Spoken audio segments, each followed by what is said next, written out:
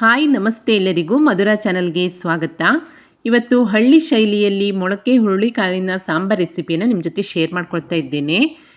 ನೋಡಿ, ಮೊದಲಿಗೆ ನಾನಿಲ್ಲಿ 1 ಕಪ್ ಆಗುವಷ್ಟು ಹುರುಳಿಕಾಳನ್ನು ಮೊಳಕೆ ಬರೆಸಿ ಇಟ್ಕೊಂಡಿದ್ದೇನೆ. ಇದ್ರ ಜೊತೆ ನೀವು ಮಿಕ್ಸಡ್ ಕಾಳಿದ್ರೂ ಕೂಡ ಮಾಡ್ಕೊಳ್ಬೋದು. ನಾನು ಸ್ವಲ್ಪ ಕಡಲೆಕಾಳನ್ನು ಕೂಡ ಸೇರಿಸ್ಕೊಂಡಿದ್ದೇನೆ. ನಂತರ ನಿಮ್ಮಿಷ್ಟದ ಯಾವುದೇ ತರಕಾರಿಯನ್ನು ಕೂಡ ಸೇರಿಸ್ಕೊಳ್ಬೋದು. ನಾನಿಲ್ಲಿ ಒಂದು ಆಲೂಗಡ್ಡೆ ಹಾಗೆ ಸ್ವಲ್ಪ ಬೀನ್ಸನ್ನು ಸೇರಿಸ್ಕೊಂಡಿದ್ದೇನೆ. ನಿಮ್ಮ ಹತ್ರ ಬದನೆಕಾಯಿ, ಕ್ಯಾರೆಟ್ ಇದ್ದರೂ ಕೂಡ ಸೇರಿಸ್ಕೊಳ್ಬೋದು. ಮೊದಲಿಗೆ ಮಸಾಲೆಯನ್ನು ಮಾಡಲಿಕ್ಕೋಸ್ಕರ ಸ್ಟೋವ್ ಮೇಲೆ ಒಂದು ಬಾಣಲೆಯನ್ನು ಇಟ್ಕೊಂಡು 2 ಸ್ಪೂನ್ ಆಗುವಷ್ಟು ಎಣ್ಣೆಯನ್ನು ಸೇರಿಸ್ಕೊಳ್ತಾ ಇದ್ದೇನೆ. ಎಣ್ಣೆ ಕಾದ ನಂತರ ಖಾರಕ್ಕೆ ಒಂದು 6ರಿಂದ 7 ಒಣಮೆಣಸನ್ನು ಸೇರಿಸ್ಕೊಂಡು ಸ್ವಲ್ಪ ಇದನ್ನು ಹುರ್ಕೊಳ್ತೀನಿ. ಮೆಣಸು ಸ್ವಲ್ಪ ಫ್ರೈ ಆಗ್ತಿದ್ದ ಹಾಗೆ ಇದಕ್ಕೆ ಒಂದು ಈರುಳ್ಳಿಯನ್ನು ಈ ರೀತಿಯಾಗಿ ಉದ್ದಕ್ಕೆ ಹೆಚ್ಚಿಕೊಂಡು ಸೇರಿಸ್ಕೊಂಡಿದ್ದೇನೆ. ಅದೇ ರೀತಿಯಾಗಿ ಒಂದು ಟೊಮೆಟೊನ ಕೂಡ ಈ ರೀತಿಯಾಗಿ ಉದ್ದಕ್ಕೆ ಹೆಚ್ಚಿ ಸೇರಿಸ್ಕೊಂಡು ಇದನ್ನು ಕೂಡ ಎಣ್ಣೆಯಲ್ಲಿ ಚೆನ್ನಾಗಿ ಹುರ್ಕೊಳ್ತಾ ಇದ್ದೇನೆ. ತುಂಬಾ ಚೆನ್ನಾಗಿರುತ್ತೆ ಈ ಸಾಂಬಾರು.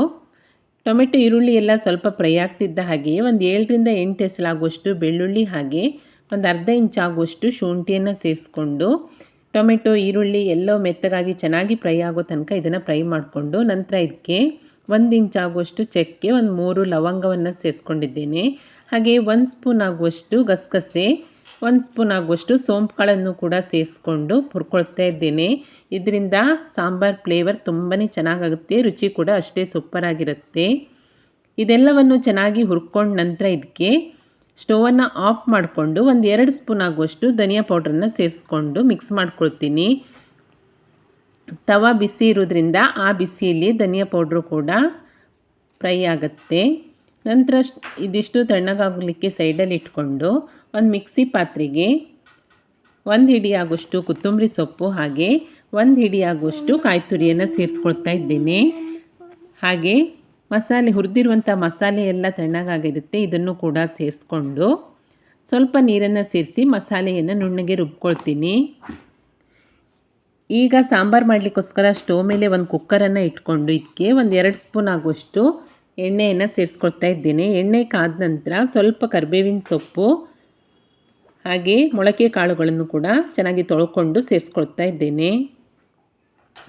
ನಂತರ ಒಂದು 1/4 ಸ್ಪೂನ್ ಆಗುವಷ್ಟು ಅರಿಶಿಣ ಹಾಗೆ ರುಚಿಗೆ ತಕ್ಕಷ್ಟು ಉಪ್ಪನ್ನು ಸೇರಿಸಿ ಎಣ್ಣೆಯಲ್ಲಿ ಈ ಮೊಳಕೆ ಕಾಳುಗಳನ್ನು 1 ನಿಮಿಷದ ಕಾಲ ಚೆನ್ನಾಗಿ ಹುರ್ಕೊಳ್ತಾ ಇದ್ದೇನೆ. ಇದರಿಂದಾಗಿ ಮೊಳಕೆ ಕಾಳುಗಳು ಎಣ್ಣೆಯಲ್ಲಿ ಫ್ರೈ ಆದರೆ ಸಾಂಬಾರು ರುಚಿ ಸೂಪರಾಗಿರುತ್ತೆ.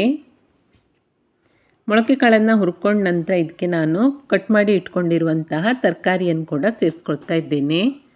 ತರಕಾರಿಯನ್ನು ಸೇರಿಸ್ಕೊಂಡ ನಂತರ ತರಕಾರಿಯನ್ನು ಕೂಡ ಸ್ವಲ್ಪ ಎಣ್ಣೆ ಜೊತೆಯಲ್ಲಿ ಫ್ರೈ ಮಾಡ್ಕೊಳ್ಬೇಕು. ತರಕಾರಿ ಕೂಡ ಸ್ವಲ್ಪ ಫ್ರೈ ಮಾಡ್ಕೊಂಡ ನಂತರ ಇದಕ್ಕೆ ನಾನು ರುಬ್ಬಿ ಇಟ್ಕೊಂಡಿರುವಂತಹ ಮಸಾಲೆಯನ್ನು ಸೇರಿಸ್ಕೊಳ್ತೀನಿ.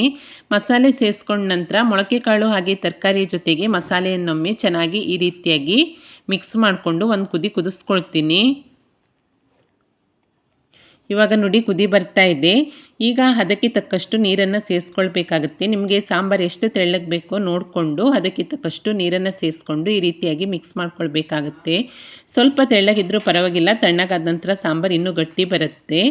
ಅದಕ್ಕೋಸ್ಕರ ಅದಕ್ಕೆ ತಕ್ಕಷ್ಟು ನೀರನ್ನು ಸೇರಿಸ್ಕೊಂಡು ಚೆನ್ನಾಗಿ ಒಮ್ಮೆ ಮಿಕ್ಸ್ ಮಾಡಿ ಉಪ್ಪು ಮತ್ತು ಖಾರವನ್ನು ನೋಡ್ಕೊಳ್ಬೇಕು. ಏನಾದರೂ ಕಡಿಮೆ ಅನಿಸಿದರೆ ಸೇರಿಸ್ಕೊಂಡು ಕುಕ್ಕರ್ ಮುಚ್ಚಳವನ್ನು ಮುಚ್ಚಿ 3 ವಿಸಿಲ್ ಕೂಗಿಸ್ಕೊಂಡ್ರೆ ಹಳ್ಳಿ ಶೈಲಿಯ ರುಚಿಯಾದಂತಹ ಮೊಳಕೆ ಹುರುಳಿಕಾಳಿನ ಸಾಂಬಾರು ರೆಡಿಯಾಗುತ್ತೆ.